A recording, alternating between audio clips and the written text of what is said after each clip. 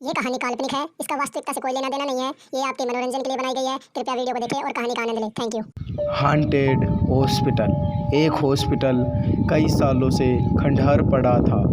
उस हॉस्पिटल में आग लगने की वजह से वहां पर 2 लड़कियों की जलकर मौत हो गई थी। शाम होने के बाद कोई भी गांव वाला उस रास्ते से आता जाता नहीं था और जो लोग शाम होने के बाद वहां से गुजरते उनके साथ कुछ न कुछ अजीब ज़रूर घटित होता है। वे बताते हैं कि उस हॉस्पिटल से किसी के रोने की आवाज़ आती है। उसी गांव में एक रमेश नाम का आदमी रहता था। उसके साथ भी कुछ ऐसा ही घटित हुआ। उसका शहर में एक गैराज था और वो गैराज में काम कर कर शाम होने से पहले घर लौट आता था।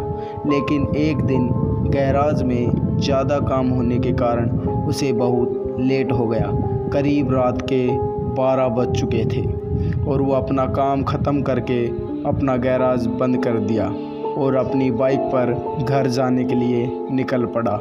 और सर्दियों का टाइम था और चारों तरफ भयंकर कोहरा बिखरा हुआ था, पर वो चला ही जा रहा था और वो उस हॉस्पिटल वाले रास्ते पर पहुंच गया।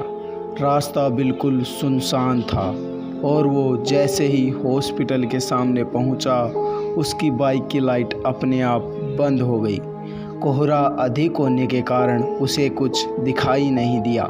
तब उसने अपनी बाइक रोक ली और अपनी बाइक की लाइट चेक करने लगा। तभी उसे अचानक किसी के रोने की आवाज़ सुनाई पड़ी। एक बार तो वो बहुत डर गया, पर वो आत्माओं में विश्वास नहीं करता था। वो सोचने लगा, इतनी रात को इस खंडहर में कौन रो रहा है। वह हॉस्पिटल की तरफ चल पड़ा और वो जैसे ही हॉस्पिटल की तरफ बढ़ता, वो आवाज़ और तेज़ होती जाती और वो हॉस्पिटल के अंदर पहुंच चुका था। वो आवाज़ एक कमरे के अंदर से आ रही थी।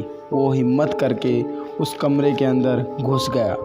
उसने देखा एक लड़की एक जले हुए बेड पर बैठी है और रोए जा रही है। रमेश ने उसे धीमे स्वर में पूछा, कौन हो तुम? पर उसने कोई जवाब नहीं दिया।